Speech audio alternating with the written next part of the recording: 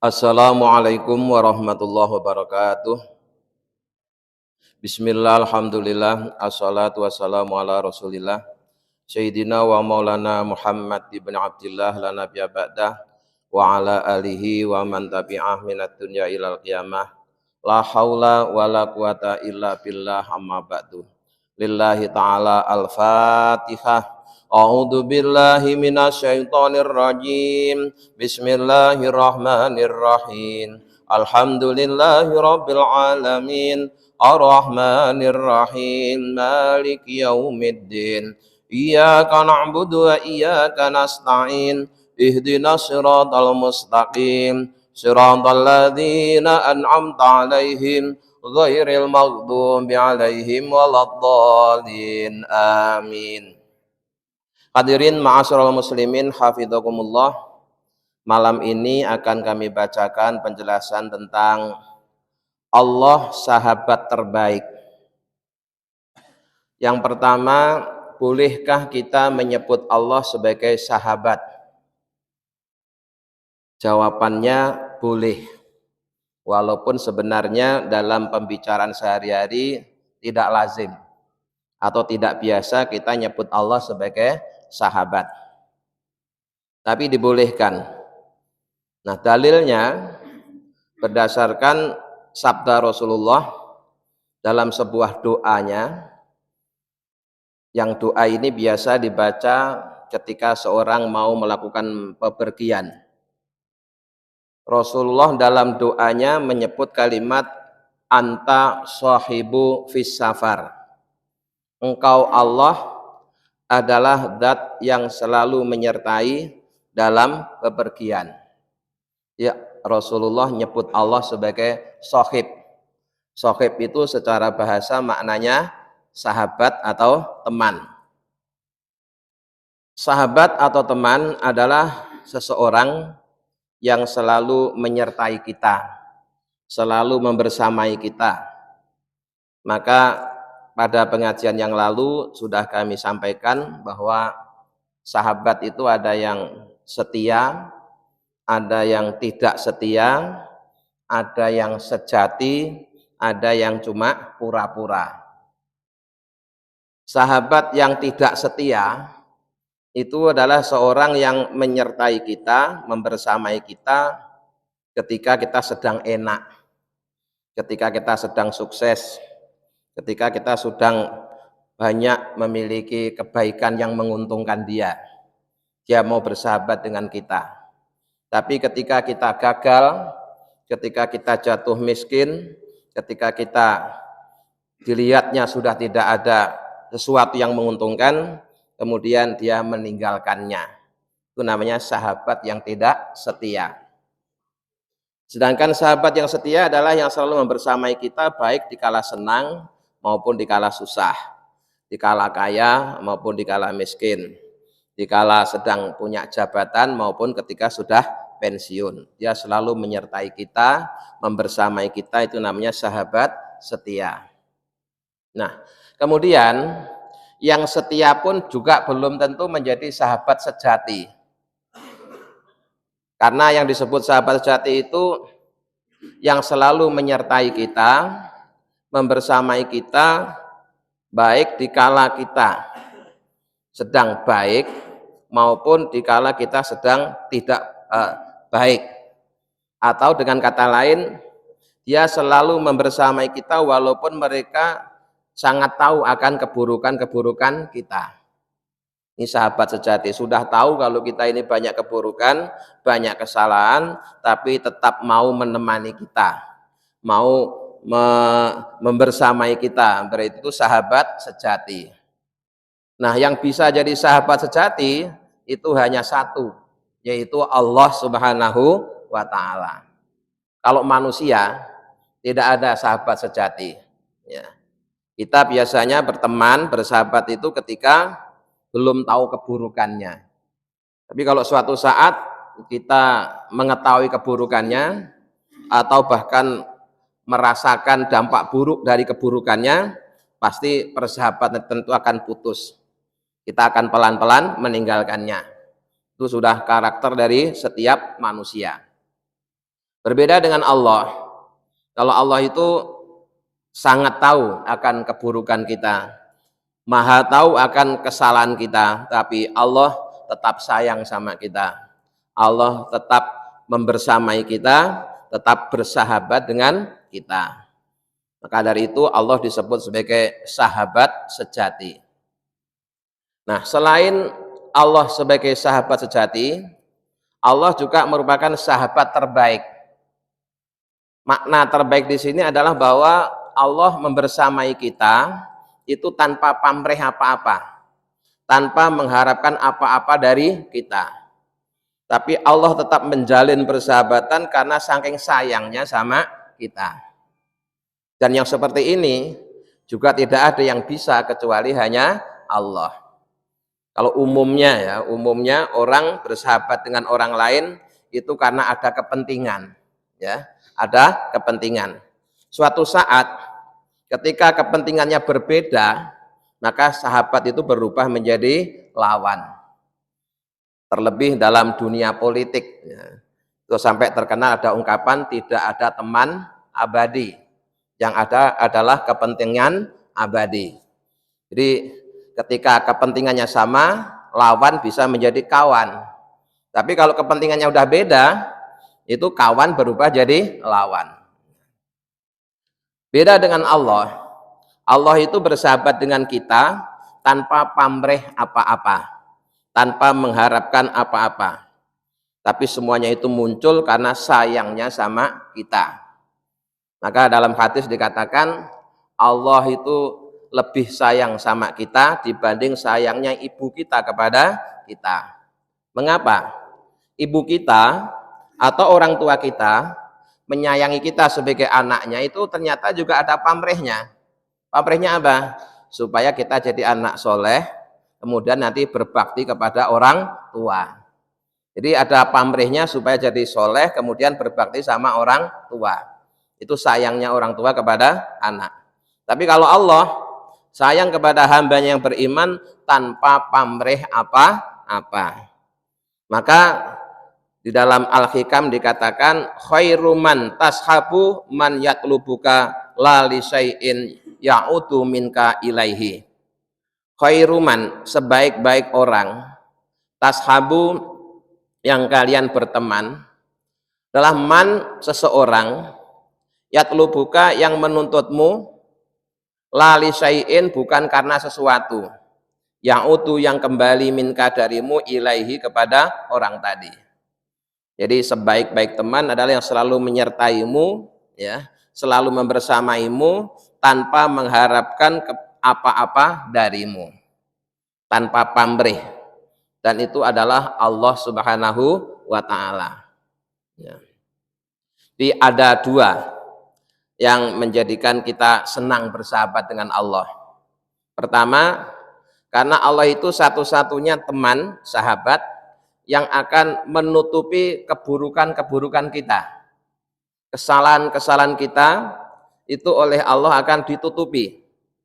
Keburukan kita ditutupi. Sifat-sifat yang buruk yang ada pada diri kita oleh Allah juga ditutupi, diganti dengan sifat baiknya Allah. Itu satu, ya, yang mendorong kita untuk senang dan cinta bersahabat dengan Allah, karena Allah selalu menutupi kesalahan kita, memaafkan kesalahan kita, menutupi keburukan kita.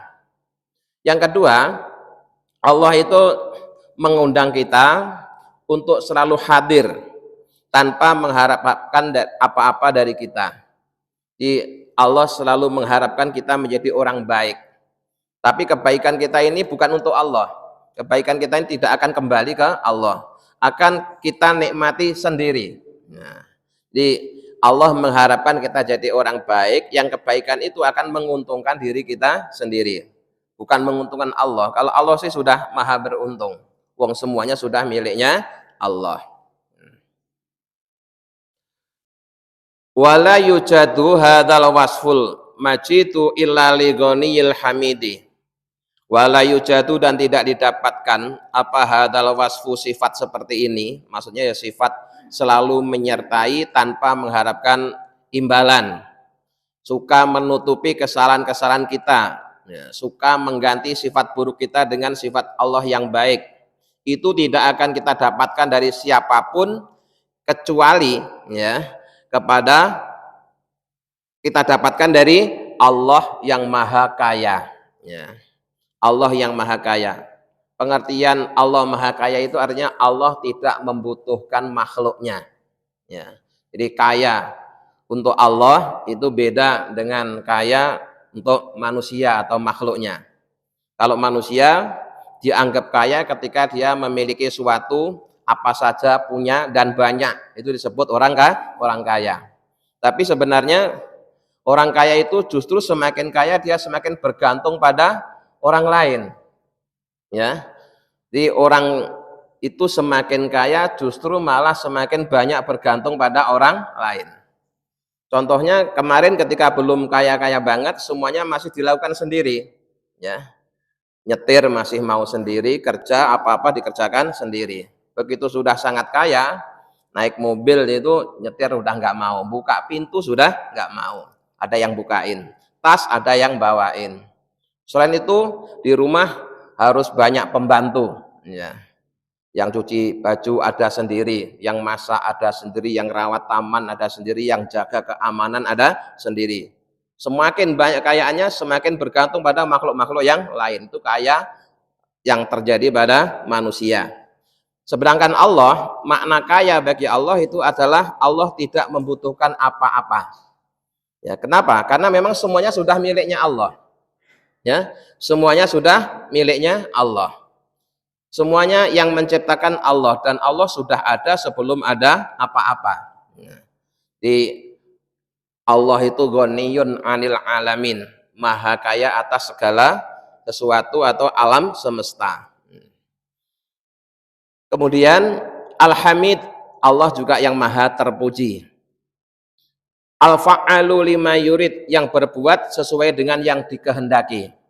Jadi Allah itu punya hak mutlak berbuat apa saja sesuai dengan kehendaknya. Tidak ada yang bisa ngatur-ngatur Allah. Ya. Tidak ada yang bisa mengintervensi Allah. Maka ketika kita berdoa kepada Allah, memohon kepada Allah, itu bahasanya juga harus hati-hati. Jangan sampai kita berdoa tapi bahasanya itu dikte Allah. Seakan-akan kita memaksa Allah, itu sungguh tidak sopan. Ya, karena status kita sebagai hamba. Ya. Jadi orang-orang yang mengenal Allah, yang mencintai Allah itu kalau disuruh berdoa, dia tidak meminta, Pak, tapi memuji-muji saja, ya, memuji-muji Allah. Kalau orang awam, kalau doa isinya ya permintaan semua. Karena meminta kepada Allah itu dianggap tidak sopan. Allah itu tidak usah dimintai saja, kalau sudah jatahmu pasti diberikan. Sebelum kamu bisa meminta itu oleh Allah sudah diberi kok. Ya. Sebelum kalian bisa meminta, kalian sudah diberi apa yang kalian butuhkan. Yang sering saya contohkan sejak kita masih dalam kandungan, ketika kita masih bayi, itu semua kebutuhan kita kan kita tidak pernah minta. Tapi Allah tahu kita sudah diberi. Ya. Kemudian Allah sangat tahu kebutuhan kita. Jadi kita tidak perlu memerinci apa yang kita butuhkan. Allah sudah sangat tahu. Dan Allah akan memberikan yang terbaik. Maka bagi orang yang kenal Allah, kalau berdoa dia hanya memuji-muji Allah. Dia malu kalau kemudian dia memerinci apa yang menjadi keinginannya. Seakan-akan kok dia nganggap Allah nggak tahu, kemudian dikasih tahu. Gitu. Yuhibbu may yasha bila ilatin wala sababin. Selain Allah itu punya sifat berbuat apa saja sesuai dengan kehendaknya, Allah juga punya sifat mencintai siapa saja yang dikehendaki tanpa sebab, tanpa alasan. Jadi, itu bukti kuasa Allah. Ya. Allah punya kewenangan mencintai siapa saja tanpa sebab, tanpa alasan. Ya. Kalau seseorang itu kan mencintai itu pasti ada alasannya, ada sebabnya. Ya. Misalnya kenapa kamu cinta? Oh ini saya cintai karena anakku, karena keluargaku, karena saudaraku. Berarti ada alasan. Mengapa kamu cintai? Karena begini-begini dan seterusnya, ada sebabnya. Tapi kalau Allah mencintai hambanya yang dikehendaki oleh Allah tanpa alasan, tanpa sebab, ya, terserah Allah lah. Tapi juga sebaliknya, wayam kutu mayyashau bila dororin yalhaquhu wala ta'abu. Allah juga bisa saja memurkai, membenci seseorang yang dikehendaki tanpa kesalahan. Ya, sebenarnya dia nggak salah, tapi Allah nggak suka, bisa saja. Ya. Karena memang Allah Maha Kuasa berbuat apa saja. Allah kekuasaannya tidak terbatas. Ya. Kalau kemudian Allah dibatasi oleh aturan-aturan, berarti Allah di bawah aturan. Kekuasaan Allah masih kalah dengan aturannya, padahal aturannya yang bikin Allah. Ya. Maka Allah itu kekuasaannya tanpa batas, ya, tidak bisa dibatasi dengan aturan-aturan. Kemudian yuqarribu may yasha'u bila amalin. Allah juga bisa saja mendekati hamba yang dikehendaki tanpa amal. Ya. Sebenarnya hamba itu tidak pernah berbuat amal apa-apa, tapi sejak awal penciptaannya sudah menjadi hamba yang dekat dengan Allah, itu bisa saja. Ya, Allah bikin yang seperti itu juga bisa saja dan tidak bisa disalahkan. Siapa yang mau menyalahkan Allah? Siapa yang menuntut Allah? Tetapi dia belum beramal kok sudah jadi hamba dekat. Nah, dekat itu bukan karena amal, ya. Dia dekat karena memang Allah yang menghendaki dia menjadi hamba yang dekat. Wa yub'idu may yasha bila zalalin. Dan juga Allah bisa menjauhi orang yang Allah kehendaki tanpa ada kesalahan. Tidak salah apa-apa oleh Allah dijauhi, itu bisa saja Allah berbuat seperti itu. Itu bukti kuasa Allah. Jadi kekuasaan Allah itu jangan diukur dengan hukum-hukum yang selama ini diberlakukan kepada manusia. Kita ini kadang-kadang menganggap Allah itu, ya, kekuasaannya kayak manusia. Allah wajib memberi pahala, Allah wajib menyiksa orang yang berdosa. Tidak ada yang mewajibkan, ya. Allah itu kalau memberi pahala karena sedang melimpahkan karunia-Nya, kalau Allah menyiksa karena Allah sedang menegakkan keadilannya, bukan karena wajib. Siapa yang bisa mewajibkan Allah? Wong Allah yang punya, ya. Allah yang Maha Kuasa. Nah, keterangan yang semacam ini itu juga didasarkan pada firman Allah dalam Al-Qur'an, la yus'alu amma yaf'alu wa hum yus'alun. La yus'alu, Allah tidak akan dimintai pertanggungjawaban amma atas sesuatu yaf'alu yang Allah lakukan. Ya, Allah boleh berbuat apa saja. Tidak ada seorang pun yang bisa menuntut perbuatan Allah. Kalau dia bisa menuntut berarti Allah di bawah dia, dong. Padahal Allah itu Maha Kuasa. Dan salah satu bentuk kekuasaannya Allah itu Allah bisa berbuat apa saja dan tidak ada yang bisa meminta pertanggungjawaban kepada Allah. Wahum yus'aluna, bahkan mereka para manusia itulah yang kelak akan dimintai pertanggungjawaban oleh Allah. Bukan kita yang minta pertanggungjawaban kepada Allah, tapi Allah yang minta pertanggungjawaban kepada kita semua. Itu di satu ayat ada kalimat seperti itu. Di ayat yang lain, walau syaa rabbuka ma fa'aluhu. Walau syaa, seandainya berkehendak sapa rabbuka Tuhanmu, ma fa'aluhu, niscaya mereka tidak akan melakukannya. Bisa saja, ya. Jadi mereka melakukan itu karena dikehendaki oleh Allah. Mereka tidak melakukan juga karena dikehendaki oleh Allah. Nah, Allau yasha'ullahu lahadan nasa jami'an. Seandainya Allah menghendaki, ya, Allah bisa saja semua manusia itu diberi hidayah. Itu bisa saja.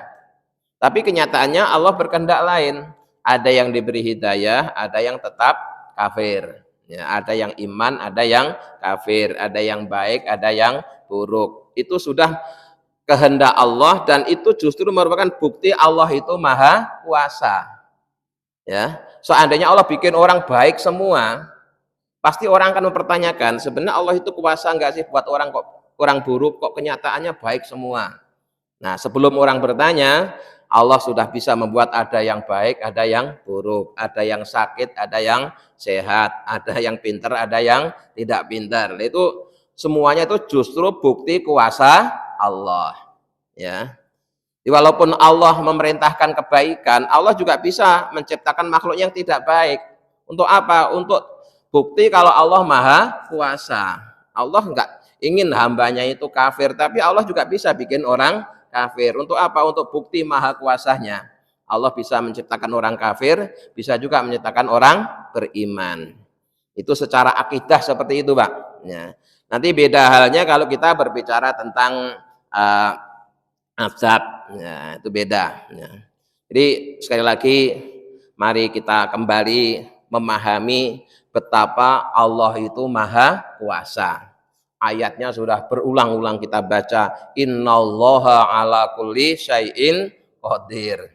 Ya. Sungguhnya Allah itu maha kuasa atas segala sesuatu, termasuk kuasa bikin orang beriman, kuasa orang bikin orang kafir, kuasa bikin orang soleh, kuasa bikin orang yang tidak soleh, kuasa bikin orang yang dapat petunjuk, kuasa bikin orang yang tidak dapat petunjuk. Semuanya itu bukti kuasa Allah.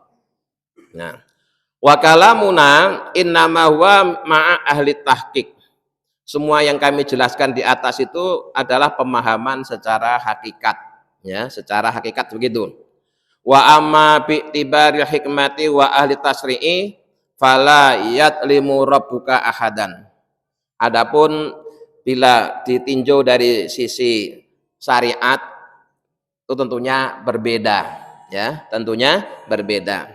Tapi yang jelas Allah tidak berbuat dolim kepada seorang pun, ya.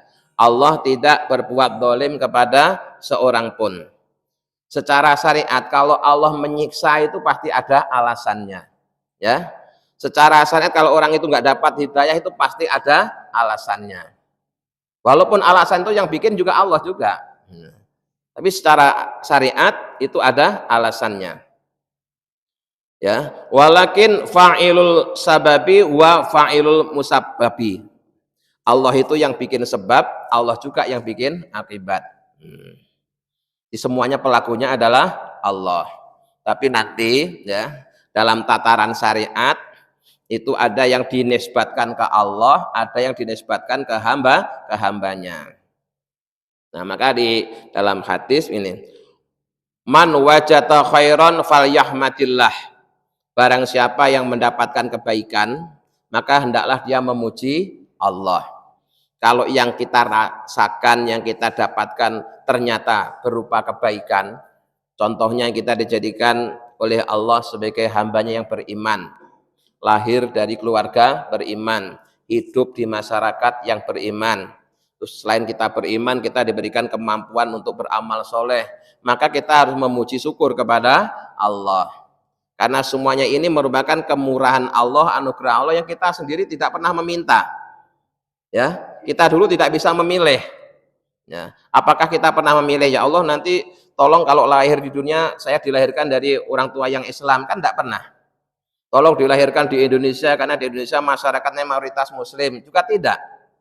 Nah, Allah sudah menetapkan pada kita lahir dari keluarga Islam, hidup di masyarakat yang banyak Islamnya, ini harus bersyukur.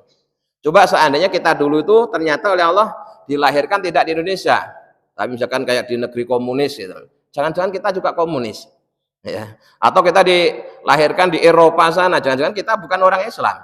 Itu bisa saja kan yang menghendaki Allah. Tapi kenyataannya saat ini Allah sudah menetapkan kita lahir dari keluarga Muslim, hidup di Indonesia, di masyarakat yang mayoritas beragama Islam. Berarti kita mendapatkan kebaikan. Maka ini harus kita syukuri, ya, harus kita syukuri. Wa man wajada, dan barang siapa yang mendapatkan ghairu dzalika, yang tidak seperti itu, ya fala yalumanna illa nafsahu, maka janganlah dia mencela kecuali pada dirinya sendiri. Kalau dia tidak mendapatkan sesuatu yang baik, jangan sekali-kali menyalahkan Allah, hendaklah dia menyalahkan dirinya sendiri. Nah, contohnya ada yang beriman, ada yang tidak beriman. Kemudian yang tidak beriman jangan menyalahkan, soalnya Allah nggak ngasih saya iman. Jangan begitu. Allah itu ya sejak awal menciptakan manusia itu selalu Allah menyertai atau mengangkat seorang rasul atau nabi yang tugasnya memperkenalkan manusia kepada Tuhannya. Sehingga nabi dan rasul itu selalu ada sejak zaman Nabi Adam sampai terakhir Nabi Muhammad. Sehingga orang itu hidup dimanapun, walaupun dia di pulau terpencil, di tempat yang jauh dari keramaian, tetap di situ itu ada yang Allah angkat sebagai nabinya. Berarti kan Allah selalu menebarkan iman di mana-mana. Nah, kalau dia tidak beriman itu ya barangkali kesalahan dia sendiri, ya. Kesalahan dia sendiri. Wong di sampingnya sudah banyak orang yang ngajak iman kok dia tidak beriman gitu. Jadi kalau kita mendapati yang tidak baik, jangan menyalahkan siapa-siapa, ya salahkan dirimu sendiri. Jangan terus, oh ini kan semuanya yang menciptakan Allah, kembalikan kepada Allah lagi, itu nanti su'ul adab namanya. Ya, kita tidak sopan kepada Allah. Ya, jadi memang secara akidah baik buruk berdasarkan qadha qadarnya Allah. Tapi dalam tataran adab, ketika baik kita nisbatkan ke Allah, kalau buruk kita nisbatkan ke selain Allah. Bisa saja yang buruk itu karena kita sendiri atau karena akibat dari godaan setan gitu. Nah, kemudian ada satu syair. Nah, idza kuntu fi hukmi syariati asiyan fa inni ya fi hukmil haqiqati ta'i'u. Idza kuntu, bila keberadaanku fi hukmi syariati, dalam pandangan hukum syariat asian, orang yang berbuat maksiat, fa inni, maka sungguhnya aku fi hukmil haqiqati, dalam hukum hakikat itu ta'i'u, orang yang taat. Jadi pandangan syariat dan pandangan hakikat itu suka beda, ya. Terkadang dilihat dari sisi syariat dia sedang berbuat maksiat, tapi ternyata secara hakikat dia justru orang yang taat. Contohnya apa? Contohnya misalkan begini, ya. Ada orang mencuri, ya. Mencuri, ngambil milik orang lain untuk dimiliki secara sembunyi-sembunyi, itu namanya mencuri. Kalau tidak sembunyi-sembunyi, dengan terang-terangan dan memaksa, namanya merampok. Itu beda-beda nanti namanya, ya. Kalau mengambil, memakai tanpa izin tapi nanti untuk dikembalikan namanya gosop. Itu dalam ilmu fikih itu istilah itu beda-beda, ya. Contoh mencuri yaitu mengambil milik orang lain untuk dimiliki secara sembunyi-sembunyi, itu jelas secara syariat itu adalah perbuatan maksiat. Tapi ternyata, ya, perbuatan mencuri tadi itu dilakukan oleh seorang yang sebenarnya dia tidak ingin mencuri. Dia mencuri itu bukan karena keinginannya, tapi bisa jadi karena terpaksa, ya, dipaksa oleh keadaan, atau istilahnya itu terpeleset. Jadi untuk orang mukmin itu kalau melakukan dosa itu istilahnya bukan kesengajaan tapi istilahnya kepleset. Ya. Sebenarnya dia jalannya sudah hati-hati, tapi karena licin akhirnya kepleset. Itu satu. Yang kedua, dia tidak senang. Ya. Ketika mencuri itu dia tidak senang. Kemudian yang ketiga, dia segera bertaubat. Nah itu secara syariat dia telah melakukan dosa dalam bentuk perbuatan mencuri, tapi hakikatnya dia telah taat kepada Allah. Apa bukti ketaatannya? Dia sadar bahwa perbuatan mencuri yang terjadi pada dirinya bukan karena keinginannya, tapi bisa jadi karena itu merupakan perjalanan takdir dia, ya. Perjalanan takdir dia, dan dia harus ridho menerima takdirnya Allah. Maka dia tidak senang dengan mencurinya, tapi senang menerima takdirnya. Dan dia paham di balik, ya, perbuatan mencuri atau perbuatan maksiat yang lainnya itu terdapat perintah bertobat, ya. Karena seseorang menghadap Allah itu bisa lewat pintu mana saja. Salah satunya lewat pintu taubat. Ya, ada orang ya dekat dengan Allah, usul dengan Allah itu karena kemaksiatan yang baru dilakukan. Ya. Beda-beda, ya. Maka ada, ya, orang yang secara syariat berdosa, tapi secara hakikat ternyata dia orang yang taat karena paham dengan qadha qadarnya Allah. Fa khairu man tashabuhu ayyuhal insanu maulaka. Maka dari itu sebaik-baik zat yang menemani manusia adalah Tuhannya, yaitu Allah Subhanahu wa ta'ala. Alladzi yatlubuka li hadratihi, yang dia selalu berharap kalian itu selalu hadir di hadapannya, selalu dekat dengannya. Wa yastabika li mahabbatihi, dan dia selalu memilih kalian karena cintanya. Ya. Kalian dicintai oleh Allah, kalian hidup di dunia oleh Allah sudah dikasih bekal iman. Kalau tidak dicintai oleh Allah, ya tidak bakalan dikasih iman. Min ghairi naf'in ya'udu minka ilaihi, Yang Allah memberikan kebaikan-kebaikan seperti itu bukan berharap agar kebaikan itu kembali ke Allah, tidak. Jadi Allah memberikan kebaikan karena kasih sayangnya, bukan karena pamrih. Nah, wa inna ma huwa pururun wa ihsanun minhu ilaika. Tapi dia itu Allah selalu memberikan kebaikan-kebaikan kepada kalian manusia, baik kebaikan yang bersifat lahiriah maupun kebaikan yang bersifat batiniah. Fa kaifa tatrukuhu? Bagaimana engkau kemudian meninggalkan Allah? Kalau kalian sudah tahu betapa Allah itu sahabat terbaik, lalu apa alasanmu kok sampai berani meninggalkan Allah? Alangkah bodohnya kamu kalau kamu sampai meninggalkan Allah. Allah itu sahabatmu terbaik. Jangan kau tinggalkan. Jadi Allah tidak meninggalkan kita, tapi kita yang suka menjauh dari Allah. Kemudian watatlubul insana bi ghairihi.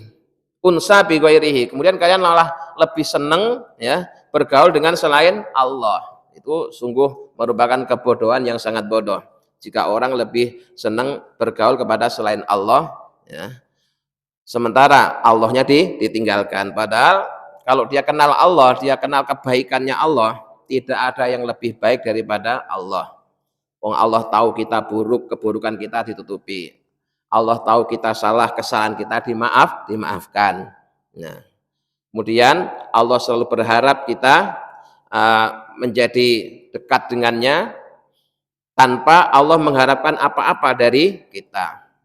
Kalau manusia itu pasti berteman dengan kita itu karena ada tujuan, ada alasan, ada sebab, ada kepentingan. Ya.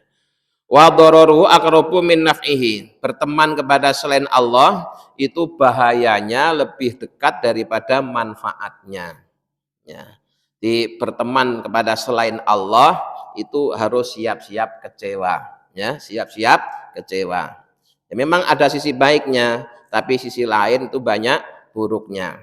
Ya, maka kalau kita berteman kepada manusia itu ya biasa-biasa saja, jangan berlebih-lebihan. Semakin berlebih-lebihan maka siap-siaplah untuk selalu kecewa. Sebagian ulama mengatakan caribin nas tajiduhum aqorib. Cobalah kalian bergaul kepada manusia, niscaya kau akan mendapati beberapa bencana. Fa idza talabta subhata, jika kalian menginginkan teman, fashab, maka bertemanlah al-arifina, kepada orang-orang yang kenal dengan Allah. Ya. Jadi kalau tadi kita dianjurkan selalu merasa berteman dengan Allah, kalau kita belum bisa seperti itu, bagaimana caranya? Ya kita berteman dengan orang-orang yang mengenal Allah. Ya. Berteman dengan orang-orang yang mengenal Allah. Siapa mereka itu? Alladzina yanhabuka haluhum. Yaitu orang-orang yang perilakunya, sikapnya membangkitkan kamu untuk beribadah kepada Allah. Belum sampai nasihatnya, baru perilakunya saja, penampilannya saja sudah menjadikan kamu ingat Allah. Sudah menjadikan kamu semangat beribadah kepada Allah. Itu namanya tanda-tanda orang yang kenal Allah. Dipandang wajahnya saja sudah menyejukkan. Setiap memandang wajahnya kita jadi ingat Allah gitu, ya. Jadi punya semangat beribadah kepada Allah. Ada, Pak. Orang yang seperti itu ada, ya. Tampilannya selalu menyenangkan. Kalau melihat dia itu terus dalam hati kita itu terdorong semangat untuk beribadah, diingatkan pada ibadah. Wa yatulluka 'alallahi maqaluhum. Sementara ucapan-ucapannya selalu mengajak menuju Allah. Itulah orang yang seperti itu yang paling baik untuk dijadikan teman. Ya.